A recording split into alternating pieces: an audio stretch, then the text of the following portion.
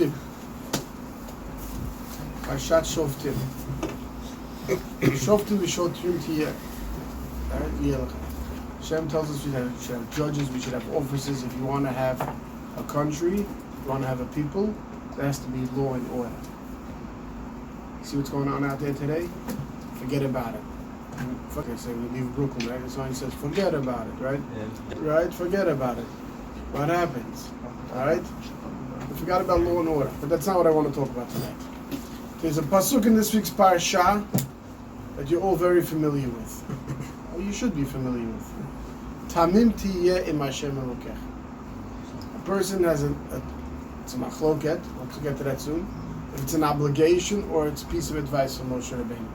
But even if it's only a piece of advice from Moshe Rabbeinu, if Moshe Rabbeinu came and gave me a piece of advice, I'd probably take it, right? So it's a machloket whether it's a piece of advice or it's a mitzvah in the Torah. Tamim tiyeh im Hashem Elokecha. What does Tamim tiyeh im Hashem Elokecha mean? So literally they translate it, if you look in the Art Scroll, right? What? You should be not righteous. Tzaddik is righteous. Tamim is whole. Isn't that right? humble? Whole. 1 second, whole. Right, Tam? You have a behemah that's for a korban. It has to be tamim. It has to be whole, without any mum, without any blemish. Right? So that's why there's other religions that try to mistranslate this pasuk as you have to be perfect. Tamim tiyeh. They say you can't be perfect, and they built the whole religion on mistranslating one pasuk. Right? Cool. But the Christians. Yeah. How did they define a red cow? What are they saying? But that's a good question. I can show you a lot of places where they say it's perfectly red. You know what I'm saying? But it says Yaakov ishtam Yoshev halim. What does it say? Does it mean that Yaakov was perfect? Yaakov says kantolim kol chasadim. But I can. There's a lot of proof that they're wrong. You know what I'm saying? That's not the point of tonight's shiur. So why would Hashem write something like that confuses people? It's not confusing if you understand what the pasuk means. They translated many words wrong. If you look at the New Testament, right, the Old Testament, whatever, the King James Version Bible, they translate many words wrong so that they can justify, or they can get to the means that they want to get to. Yeah. So we can't stop that. It's not possible. But Tamim tiyeh Hashem Elokech, a person should be wholehearted. A person should be Tamim. He should be complete and whole with HaKadosh Baruch Hu. What does that mean? He should be wholehearted with HaKadosh Baruch Hu. So Rashi tells us. Rashi says, "It halech imo betmimus." A person should go together, walk his life. He should walk together with God betmimut. What does it mean betmimut? Umetzape lo, utetzape lo, v'lo tachkor acha hasidus. He shouldn't search after the future. El kol ma sheyavo alecha. Rather, whatever comes to you, kibel betmimus, va'as tiyeh imo. If I want to be with HaKadosh Baruch Hu, it means not to search after the future, not to try to figure out what's going to be, right? Doesn't mean you shouldn't make sure that you take care of yourself so you have a future. That's not what it means. It means not to search after and seek out after the future, right? But to go with HaKadosh Baruch Hu in your life. What does that mean? Don't look at what's going on. So there's a lot of different explanations, and the Rishonim explain that just a little bit earlier, Moshe Rabbeinu warned them not to search after of Yidoni, Kishuf, after black magic and things like that to try to get things done, right? But Moshe is telling them you have to go to HaKadosh Baruch Hu, right? So, for instance, and just to understand what today, right? So you have these places, you have these ladies who make a lot of money ripping off people, claiming that they read your fingerprints, they read your palm print, they read these tarot cards, these glass bowls, right? And they're going to tell you the future. This pasuk is telling you that even if they were right, can you change your future? Even if 1 second, of course you could. Not for mazalot. I don't want to go there yet. It just first gets this simple. Even if they were right, and you're going to say, "What do you mean?" I want to know. I'd be rich. I'd be poor. I can prepare accordingly. The Torah tells us no. That's not the way HaKadosh Baruch Hu wants you to live your life. Don't try to seek after the future. Don't try to figure out what's going to be and to try to change yourself based on what's going to be. Okay, well, let's first understand this, right? The story is told in Chazal. The Chachamim tell us a story that a guy went to Shlomo HaMelech. He knew that Shlomo HaMelech knew how to understand the language of the birds. Sichot HaTziporim. You can understand language? So he begged Shlomo HaMelech to teach him the language of the birds. Shlomo HaMelech didn't want to. He begged Shlomo HaMelech finally taught him the language of the birds. Oh yeah. What happens? He walks in the woods or wherever he was walking. He has two birds talking. He has one bird tell the other bird, this guy, his whole flock of sheep are going to die within 2 weeks.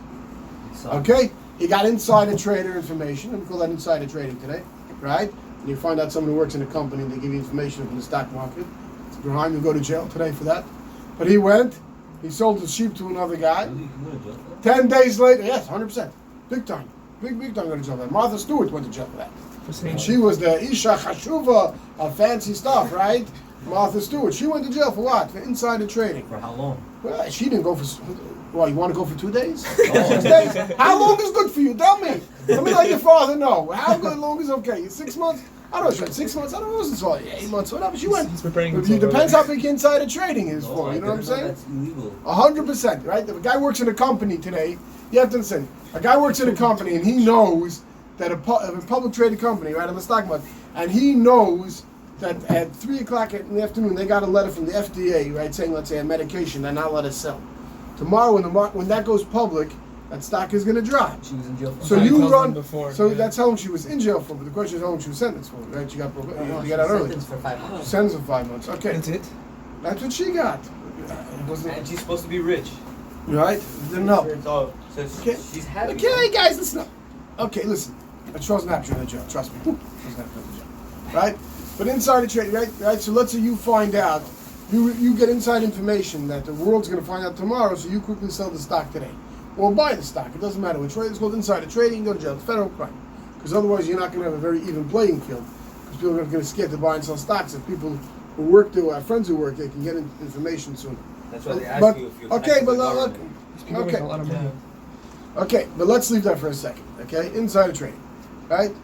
Over here, so this guy went. He did insider trading. He found out that his sheep are going to die. So he sold them. So what happened? That guy lost his sheep. All died in 2 weeks. The next time he's walking in the woods, a few weeks later, he has one bird tell the other bird what? His house is going to burn down. So he goes, takes out everything important. He sells the house. It burns down 2 weeks later. Then he's walking in the woods a couple of weeks later, and he has one bird tell the other bird, this guy's going to die soon. He runs to Shlomo HaMelech. He says, what should I do? Shlomo HaMelech says, now you know why I didn't want to teach you the language of the birds? HaKadosh Baruch Hu was upset at you. He was going to punish you. He was going to let you lose your sheep. You outsmarted God. He sold your sheep. So the next, what was God going to do? Take your house. You outsmarted God and got rid of your house. God has to take you. You understand? Don't try outsmarting HaKadosh Baruch Hu. This pasuk is telling us, go with HaKadosh Baruch Hu. Right? We live today in the age of coronavirus. Right? Now, Baruch Hashem, I think a lot of it stopped. But the first 2 months of coronavirus, there were a few people who have very long beards, and some don't have beards, who are putting out YouTube videos every day, half-hour videos, 20-minute videos, with thousands and thousands of views. Not like my videos that get only a few views. Right? With thousands of views. Why? Why are people running to it? Because they're talking about how this means Mashiach is going to be here. Pesach, Mashiach is going to be here. And every time somebody forwarded to me, some of you guys here, and many others tell me to mine, I said, we don't talk like this. We wait every day that today should be the day. We never say that this is it. We don't know. By World War II, by the Spanish, everyone thought that. We don't always understand God's messages, right? But we're not Nevi'im, right? And we don't try to say, okay, the virus is here, that means Mashiach is here. People tell me, should I sell my house already now? Because if I want to move to Israel, I don't want my house in Queens is going down in value. Because if everybody's running to Israel because Mashiach comes, right? No one's going to buy my fancy house in Queens. Should I sell it now quickly? Right? Now, actually, people have thought of that. I know that. That's what I'm saying. I'm not making this up. Remember, the Leah program is on wait, right? To hold. A lot of people are trying to move. They're going down the August, never been never. I don't want to go into that now, but that's not my point. My point is, let's not get off the point. The point is, the pasuk is telling us, don't live your life by trying to chase after the future. Don't try to do insider trading. Don't try to figure out today, what does God want from me today? Tamim tiyem Hashem Elokecha tells me what to do today, right? Many people try to find segulot, right? these people who come from Eretz Yisrael, they need parnasa. So they hang up a shingle like a doctor. Then you come to them, and if you pay them a few dollars, they're going to give you a piece of paper, or they're going to go woo, woo, woo, woo, woo, whatever they're going to do, and you're going to be healed from your sicknesses, your grandmother's going to get better, everything, the world, right? This is the same thing. What's the difference? Because it's not a lady with a glass ball? People ask me, how do they know if these people are real or fake? I tell you, if they charge you money, they're fake. A real chacham, a real Talmud chacham, who hears that somebody is sick, gives a bracha for free. And we also understand that the bracha is something that Hashem hears the tefillot of tzaddikim. But your tefillot are good also. Don't kid yourself. There's nothing better. I shouldn't say there's nothing better, because there's one place that Chachamim tell us that if you're sick and you know Chas v'Shalom, you know someone who's sick, that each person should pray for the other one. Because it says if someone who's mispalel ba'ad chaveiro, if you pray for somebody else, your prayer will be answered first, because you're showing God you care about that person. So there's a whole organization that has a whole game playing, that you pray for this one, that they give you the name, you swap the name, you pray for the other one. I don't know exactly how that works in God's eyes, because the whole idea is that you lishma pray for the other person. That it bothers you, the other person. If you're only praying for the other person because he's praying for you, I don't exactly know if that's what the Chachamim meant. I don't know. Maybe these people know better than me. I don't know. The logic is not really there, because logically speaking, the idea is that you're praying for your friend, lishma, meaning that because I care about my friend. If you care about your friend, Hashem says, if you show that you care about your friend, I'm going to answer your tefillah. Which means that I'm going to show that I care about my friend. Not I'm going to show that I care about my friend, so I should be answered first because he's going to pray for me. Like you know. I don't know how these games work. But I don't know. I'm not part of that organization. I don't know. Maybe they figured it out. Maybe they figured out exactly how God works. But I can tell you one thing. If you pray for somebody else, Lishma, that you really care about him, it says you're going to be answered first. Right? Yes. So, if you're not supposed to always know about the future, how come we have like signs in the Gemara that say like, oh, how we know Mashiach is like almost coming? Gog Magog and So there are things that in the Chachamim tell us that are signs of the future. We don't know. We don't exactly understand them. We don't really. If I tell you how many different people thought they knew when Milchemet Gog and Magog was already. No, for example, like one of the signs says like. Chutz b'Yaska, it says. People thought that Gog and Magog was atomic bombs. Now they think it's coronavirus. Yeah, like I said, we don't know what it is. They tell us certain hints, but we're not. That's not our job. Is not to seek that out. Our job is to seek out every morning. What does God want from me today? Become a better person. What does HaKadosh Baruch Hu want from me today? And I don't even like to use the words, what does He want from me? What do I want from me today? What can I do to help me become closer to HaKadosh Baruch Hu today? Right? And listen, Segulah is not new. You want a Segulah? You want a real Segulah? You want it from a guy who comes and hangs a shingle and charges a fee, or you want it for free? Want it for free? Look in the pasuk. You don't even have to move out of Chumash Dvarim. There's 3 big skulot to Chumash Dvarim. God gave this skulah. Moshe Rabbeinu told us. A little better than someone who hangs a shingle and charges. There's no charge. Look in Chumash. What does the Chumash tell us? What does the Chumash tell us? No fee. I should charge you to tell you this because it's in you there.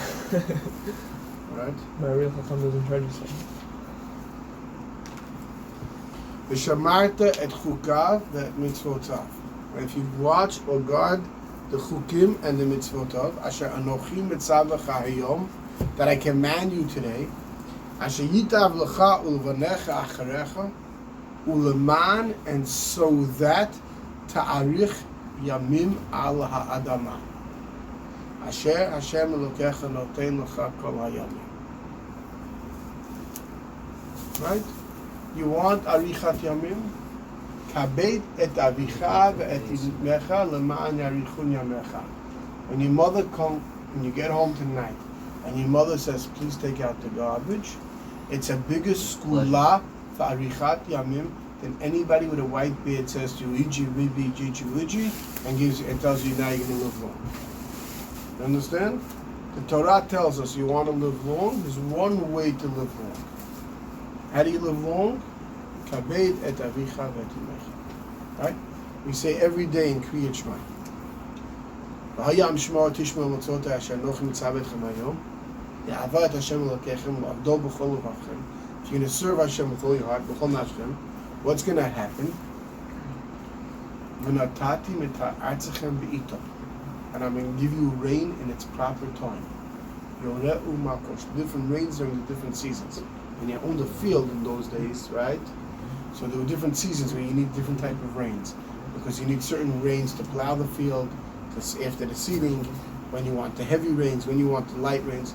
Hashem says you keep the mitzvot, you get rain in its proper time, the right type of rain. Today, what's the rain of today? Today, rain is what? Rain symbolizes what? Money, parnasa. Because that's when you're in the agricultural business. What was parnasa come from? It was from rain, from the crops, right? And not just that, even if you're in the meat business, right? In order for the cows to graze properly, what do the cows need? Grass. It all came back down to the grass. You understand? It came down to the trees and the grass. So Hashem says, you want to have good grass, you want it to rain, you want parnasa, there's a Segulah for parnasa. And it's not with any of these fancy types of Segulot. A very simple Segulah for parnasa. Do the mitzvot that I told you to do today. That's the biggest Segulah there is. 100%, but a lot of the mitzvahs I have his that we're endorsement. doing, a lot of the mitzvahs that we're doing it wrong, not knowingly. So you want to know how to do mitzvot correctly. Excellent. So that's why you have to learn Torah. You have to learn Torah, Mishnah, Gemara, Yeah, but you can't learn Halacha. the You could entire learn. Torah The Kola. biggest Segulah is respecting your parents. Okay? Yeah, that's it. In your Why entire not lifetime. Isn't that also the hardest mitzvah in the Torah? I don't know. Depends on you. Some people But find you can't learn the Torah Kula in your entire lifetime. How many mitzvot do you think you need to do on the average day? 100. Over 100. It's bracha. It's no. I know, that's why I said over 100. Not so many mitzvot. Okay. Why? Because it's if you take out the 613 mitzvot and you break it down to how many mitzvot are only if you're Kohen, are only if you're a Levi, are only while you live in Eretz Yisrael when there was a Beit HaMikdash, right? All the karbanot get taken out, right? It's not so many mitzvot. Yeah. And not many, but many of the lavin, many of the negative commandments, right? Also Many of them are negative, right? But not to steal, not to kill, not to, right? So those, I think, Baruch Hashem, I hope, that you're okay with those. You know what I mean? Those don't come so hard. I mean, some might. I mean, there's times when, you're really upset at your friend, right? You're not going to kill him, right? I hope not. Right?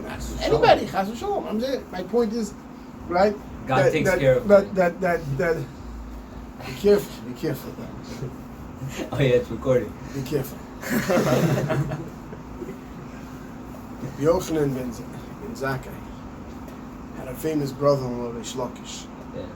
You know the story? Of course. You I used to how he live died? on the block where Yochanan ben Zakkai. Right? I'm not joking. You know how Reish Lakish died, In his past life. right? You know what happened. No, it Reish isn't. Lakish was in his early days. He was a thief par excellence. Okay, and he was able to do crazy things. It's crazy might. Okay, Rabbi Yochanan saw him one day and said, "If you would just use this for Torah, all your might and all your brains, I'd give you my sister to marry." He became chavuta. Okay, and he did. And he took heed and became the Reish Lakish that we know. And Rabbi Yochanan and Reish Lakish, right? That's the biggest machloket in the Gemara between these two brothers-in-law. And one time they were in the Beit Midrash and they were arguing over something that had to do with theft and cheating. And Reish Lakish said, "I know better than you." So Rabbi Yochanan quipped at him and said, once a thief, always a thief. You know these things better. And Reish Lakish was very, very offended to the point that he was sick in bed. And he died from it. No way. What? He Who said, died from Reish Lakish, he said, here I am, I came all the way so far in life, and you're still going to try to, stab me in the back with this lines. 1 second, Is 1 it his second. fault? You have to understand. So what? And then Rabbi Yochanan was so upset that he caused his death, that Rabbi Yochanan got sick and Rabbi Yochanan died. Yeah, but didn't he have another chavuta after? I'm just telling you the story. What does that have to do with Gemara. anything? He's What- telling what- you. It's like I'm he telling lived you a what pretty happened. long life after. No, he didn't. I'm telling you what happened. You have to be very careful. You have to be careful what you say, when you talk about, these types of topics. Okay, if you careful. You have to be careful. Right? Right? The pasuk tells us another pasuk in Dvarim. Right? What? I'm telling you right now, we're not editing anything out. We're not editing it out. Come on. I'm not going to say your name who said it. Sometimes they can tell the voice. Voice recognition. Okay? No. Right? So you go home tonight and your mom says to take out the garbage. It's the biggest Segulah you could do. I call my friend Truman. It's the biggest Segulah you could do. You thought all the rabbis and the this and the that and the big beards and the shingles they hang out and the fee they charge. How much does it cost to take out the garbage? How much does it cost to get up in the morning? If your mom asks you to get up in the morning, right? Could you imagine? Your mom wakes you up in the morning and she tells you now during the summer, and why don't you go to shul to daven, right? Put on your tefillin and go to shul. And say, come on, ma. I want to roll over. I want to go back to sleep, right? Could you imagine? Not only would you be Mekayim Kibud Aveim, right, honoring your mother, your parents, that would give you the Segulah of Arichot Yamim. You'd have the mitzvah of tefillin. You have the mitzvah of tefillah v'tzibur, right? Here you have in your hand all the biggest Segulot that you need. It says, Karov Hashem l'chol korav, l'chol Hashem yikrov v'amet. When do we say that every day? Karov Hashem l'chol korav, l'chol Hashem yikrov v'amet. You're supposed to say it 3 times a day. Exactly. Right? What does it mean, Karov Hashem l'chol korav, l'chol Hashem yikrov v'amet? What does those words mean? You say it 3 times a day. What does it mean? Karov Hashem l'chol korav. Hashem comes close to all who call to him. But does it all mean everybody? The Pasuk says, l'chol Hashem yikrov v'amet. To anybody who calls to him in emet. Which is a whole other shiur for itself, what that means, to call Hashem with emet. But basically it means wholeheartedly, it means you trust HaKadosh Baruch Hu, you walk with HaKadosh Baruch Hu, you believe in HaKadosh Baruch Hu, and Hashem says, Karov Hashem l'chol korav. If you call out to him, he's going to answer you. Right? We even say in our tefillot, on a Tanit, that we say Hashem is going to answer us before we even ask. And if you come to ask by HaKadosh Baruch Hu, Hashem answers us sometimes before you even have a chance to ask. So can you imagine? In the morning, your mom comes, she wakes you up, she says, come on, let's go to shul, just because there's no school, right? Go to shul, go with your brother, go with your father, go yourself, whatever, there's so many minyanim, right? You have all the Segulot you could imagine. And instead, what do? We roll over, we go back to sleep, and we think we want the easy way out. We wait for the rabbi to come from Israel to hang his shingle, I'll go ask him for a blessing. What's a shingle? You know what a shingle means? No. It's like, when a doctor gets his license, he hangs up his shingle that he's a doctor. Like a lawyer hangs their shingle. It's a sign of, what their job is. Like your degree. Okay, it's a shingle. You can look it up on your phone what a shingle is. You looked up the other thing so quickly. Right? The shingle is like a sign, like the shingle of a doctor is like, the snake with the stick. Like, you hang that means, you're a doctor, a lawyer. You're a barber, you hang your red and white and blue thing that turns around, The shingle of a barber, right? So my point is that here the guy comes, he hangs up, he advertises the Mukubalas here, he's charging him $500, you can come see him, you can get a bracha. But this morning you rolled over, you went back to sleep when mom woke you up. Doesn't make sense. I don't mean you. I know. Why do you think I mean you? A guilty conscience about something that we should know about? What? I mean, if your parents ask you to Right? do something, What is it? So you have a guilty conscience that we should know about. I mean, if your parents ask you to do something and you tell like you're in a sibling or a nephew to do it for you, You're not in the kind kibbud av. You might have got the job done for them, but you gave up the mitzvah. You had the opportunity. is that a lack of respect? Of course, it's a lack of respect because it shows that you don't respect them enough to do it yourself, right? If you understood that you're getting a mitzvah, and you understood that your mom asked you to do something, would you pawn it off on somebody else? Mom asks you to take out the garbage. I like this example. I mean, that's what we kvetch. Soon, I'll get to it. And then by the time you fall asleep and you wake up in the morning, you realize someone else took it out, and you're like, oh, I meant to. I can't believe it. I forgot to take it out. Right? So you're at home, mom tells you to take out the garbage, your dad asks you to take out the garbage, or they tell you to put the garbage cans out by the street. Now that's the night before garbage pickup. Now that's a huge job. That's like, that's like asking, who knows what, as if like, You get bitten by a mosquito. Yeah, get bitten by a mosquito, a rat's gonna come, and you live in New York City, a rat might come, a raccoon and a skunk all together, they're gonna jump on you, right? That's a huge job, right? But the bottom line is, you have that mitzvah. So now, your nephew's sitting next to you, you pawn the job off on your nephew. And your nephew takes it out. And then you right? ask him to So go now to what blah, happened? blah, blah. So you tell yourself, what do you mean? My mom wanted the garbage taken out. I got the garbage taken out. So why did I not show respect? So I'm not telling you that what you did was chutzpah by asking somebody else. But if you really respected your mom asked you, I don't want to say it, I'll use a name no one would say it. Johnny, please take out the garbage. I hope he's not Right? watching this.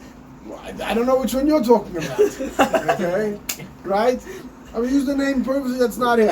In YouTube land, there's a lot of people. Any name in the world. Right? The point is, you ask your nephew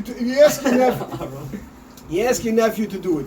So you just gave up the mitzvah because by every step Why? As long you as you take, got the job done. no, but every step that you take, going outside with that garbage bag, that smelly garbage, is earning you the best re'ach nichoach by HaKadosh Baruch Hu.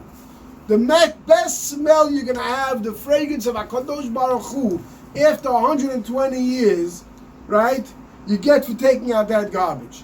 And instead your nephew will get it. So you say, I'm a tzaddik, I want to give my nephew schar. Really? If I came to you with $1 million lottery ticket, say I give it to my nephew? No! I'll share Look it. how quickly you said no. I'll share it. Look how quickly you said no. Because he wouldn't give it to his nephew. He Look would how give it to me. quickly you said no. That's my birthday. Okay? Okay? Yeah, you give him a few dollars, go to the grocery store, buy yourself a candy. Yeah, that's the best thing, Robert. They'll be happy. Yeah. He would bribe them not to take out the garbage. You get my point. You get my point. I'm gonna buy his father out of the You business. understand? You understand what I'm saying, right? Exactly. You wouldn't ask your nephew, you wouldn't tell your nephew to take the lottery ticket, right? You don't ask your nephew to take the garbage out. If you take your garbage out when your mom asks you, you're a mitzvah. And if it's something more than that, and something harder than that, and it's something that's really difficult that your mom and dad asks you, just imagine all the school you're getting. You want long life? I tell you, you guys want it, because when these guys come to Queens and they hang up that sign at the hair, they're charging a lot of money. My phone, within 15 minutes of you guys coming home from school, starts buzzing. Rabbi, is this guy real? Is this guy real? I don't know. How do I know if he's real or Wait, not? what are you talking You think I about? checked if the guy's real? How do I know? I'll tell you one thing. My one rule is if he charges, he's not real. Oh, Right? But is it But only- the point is, it doesn't matter. You don't, even if the guy is real, I shouldn't say the guy, the Chacham is real, right? There's a lot better ways to get skulot. You get them directly from God. You get up in the morning and you daven with a minyan. Karov Hashem l'chol karav l'chol asher yikrahu v'emet.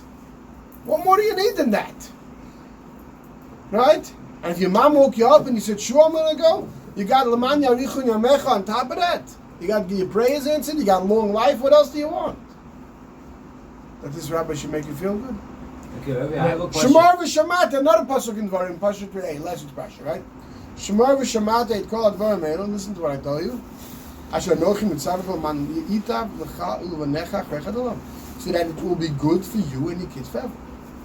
Ki taseh hatova yashar b'nei Hashem l'kecha. If you do what's right and what's just in HaKadosh Baruch Hu's eyes, you know what that means sometimes. When you do something, you say, nah, this one God's not going to bother so much, you know? There's an expression that as people say in English, you know, when I get to hell for that sin, I know I'm almost out, you know? But don't kid yourself. It doesn't work that way. Right? You ever heard that expression? Right? When I get to hell for... I never heard of it. Okay, good for you. It's always the first time. Right? This is always the first time. Shemar v'shamata et kol advarim me'ela.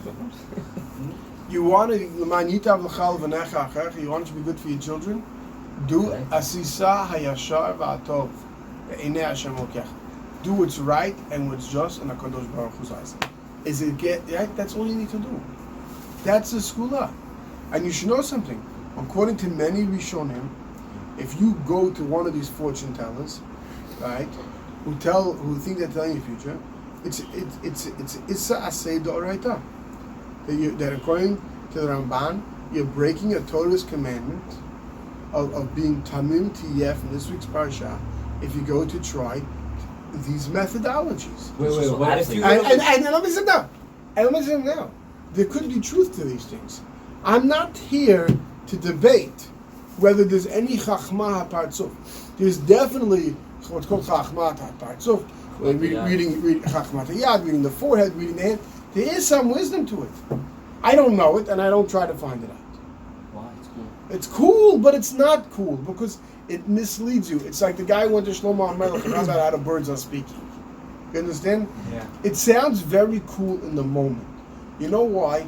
Because we all have this need to feel smarter than we are. And to be smarter than the guy next to us. So if we went to this place and we walked out, and we know it's going to rain tomorrow, right? And nobody else knows it's going to rain tomorrow. They think, they're not sure. The weatherman said 40%, 60%. I know for sure. It makes us feel good. We get a good feeling. We think we're better than other people. Yeah, you text people, I found out, right? You know how it is. You find out gossip, right? You found out first, and you get to tell everybody. Then two kids come to school and tell you, say, I knew about it since yesterday, right? I can tell you stories of rabbis who, when someone came into them and told them that a certain guy in yeshiva, let's say, became a chatan. Wow, thank you so much for telling me. And 10 minutes later, someone really doesn't think the rabbi knows it. He comes in, thank you so much, right? And every single person, he made that guy feel like he was the first one who told him, right? How many here people do that when they get news that they knew already? Or say, I found out already. Thank you, I know already, right? I'm cool. I don't think it's so cool that you came to tell me. I already found out, right? We have this need sometimes to try to find out the future because we have a lack of our own self-esteem, a lack of our own self-confidence. But if we're confident that HaKadosh Baruch Hu knows what's best for us and what's in store for us, then we're not going to need to know what's tomorrow. And not just we're not going to need to know what's tomorrow, we don't want to know what's tomorrow. Because if I know what's tomorrow, it's going to take away from my Avodat Hashem today. Because if I know that tomorrow I'm winning the lottery, let's just say, right? So, okay, take it easy today, right? Already is rewarding me. You understand? I don't know that Yishmon Esrei is going to be the same. If you're hoping to win the lottery, that's when Yishmon Esrei is a good Shmon Esrei. Once you found out you won it, and you pick up the money tomorrow. I don't know. You're trying to feel your wallet the whole Shmon Esrei. You understand what I'm saying? So when we try to tap into tomorrow, today, we lose today. But HaKadosh Baruch Hu wants us to use every moment and every day the best we can for ourselves with HaKadosh Baruch Hu. And we'd love to tell ourselves, if we only knew the future, right? That was the Mashal story I told you with Shlomo Melech. It's not true if we only knew the future, because if we knew the future, and then we tried to usurp the will of HaKadosh Baruch Hu, it doesn't work. Now there's another thing which Ariel brought up before, which I'll touch on, is that it says that Bnei Yisrael are not dependent on the mazalot, right? So although there are mazalot out there, which Goyim are dependent on, why? It says Bnei Yisrael are not dependent on the mazalot. By a Yid doing a mitzvah, or Rahmana Latzlan, the Abzan Avera, he could cause his own destiny, irrelevant of the mazalot. You understand? It's the Gemara tells us, Chacham tells us, we are not dependent on mazalot. So even though you go to these people and they're reading the mazalot, but you know the truth, I'll tell you a quick story. When I was engaged, so I was in my in-laws' house, and there was this guy who used to eat by them. Very interesting fellow. He claimed to know all these types of things. And there was this woman eating by my in-laws, who had been married for 20, 25 years. She had a happy marriage. Then something happened, it fell apart. And so he asks her date of birth. Then he asks her ex's date of birth. And they're like, oh, of course you couldn't have a happy marriage. You're a quietness. She's a this, he's a that, whatever. He had his whole system figured out why. Now, I don't know if someone would have asked him 10 years earlier when that marriage was going so well, what he would have said. But once it was gone, he had it. So I was sitting by the table. So he had known my wife. He used to see by my in-laws all the time. So he knew my wife's month of birth. So he was trying to get it out of me at the table what my month of birth is. And I forbade anybody to even give me a hint as to the year or the date or the month of my birth. You understand? Because I didn't think it was appropriate to have this fellow to sit there by the table deciding if we are meant for each other or not meant for each other based on the mazalot. But I will tell you that when God forbid someone doesn't do what they're supposed to do in their marriage and it goes sour, right? Or in certain other things, they love to go to these people. Why? Because if this guy can tell them why it wasn't meant to be, then I don't have to take responsibilities for my actions. You understand what I just said? It's like an So excuse it's a scapegoat. Yeah. So it's not my fault that I didn't behave at home and my wife threw me out. I'll say it was because I was born in this month and she was born in that month and this year and that year. You multiply it twice, you divide it by 3, and you take the square root, and we couldn't survive together. Really? That's what happened? Or you didn't take out the garbage when your wife asked you to take out the garbage. Which one? You understand what I'm saying? So we get caught up in those types of things.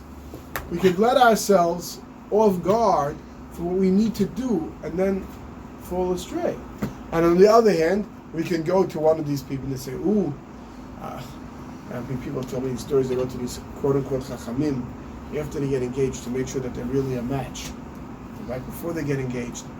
In Israel, Baruch Hashem, in America, I haven't heard it so much, but in Israel, to make sure that, like, really, and then what happens? He told you it's a match, and now you don't have to worry about taking out the garbage because she's not going to throw you out because you will promise it's a match. You understand what I'm saying? Know that you have to work on your marriage. Every marriage has to be worked on until you die. There's no, oh, we're married 25 years now, so now I can do what I want. It doesn't work that way, right? It's not what marriage is all about.